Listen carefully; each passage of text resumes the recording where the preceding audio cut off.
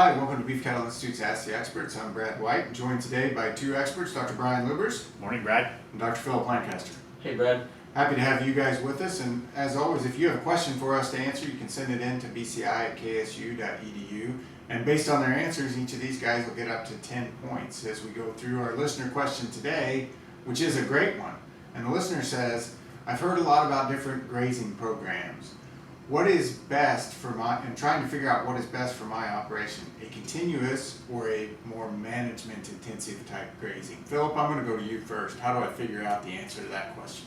Well, I think my personal opinion is that the more intensive grazing is better for the your forage production, the soil health, and just productivity off the ranch. But it's also going to require some more inputs. It's going to require especially labor. Some data that I've seen from surveyed data, but that producers indicate that the more intensive grazing adds about 30 to 40 days of grazing to their grazing season. So that's quite a bit of winter feed savings there. So to offset that additional labor that you have to put into that. Okay, so you've got some labor costs, but you've also got some benefits by having a longer grazing season. Put some specific numbers on there. So 6 points for Philip to start out with.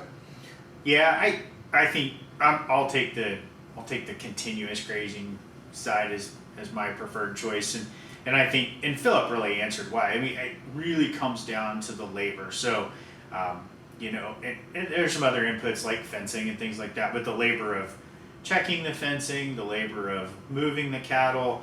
The other thing about the rotational or intensive management grazing systems is water access, right? And so, for a lot of small cow-calf producers, which is the majority as far as numbers of producers, they may not have a large area with multiple water points of access. So when you get into things like having tanks that you're either putting wells to or hauling water to, I think for the vast majority of people, the continuous grazing system is going to be what they probably tilt towards.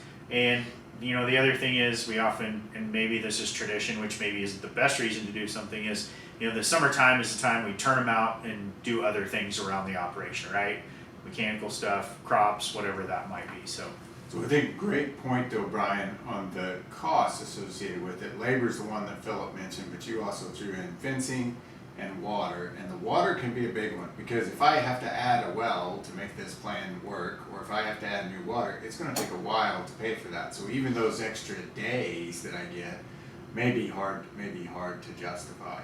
So 7 points for Brian. Philip, I'm going to go back to you, and I'm going to have you expand on what would you expect the time constraints to be specifically, since you brought up labor. So how much time is this going to take me? And you gave me an idea that it's going to lengthen the grazing season.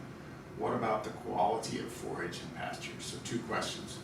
So it's going to add time. I'm trying to remember some numbers, but some estimates of intensive grazing versus continuous grazing. I think you're looking at an additional 30% of labor or something like in that ballpark. Because even in continuous grazing, you still need to go check the cows periodically. You can't just let them go out there for 3 months and never see them during that time. And so you still have to go check them. You may have to provide summer protein supplementation later on in the summer anyway. So there is some labor already there. And then remind me, the second part of your question was, the forage quality. That's right, yeah.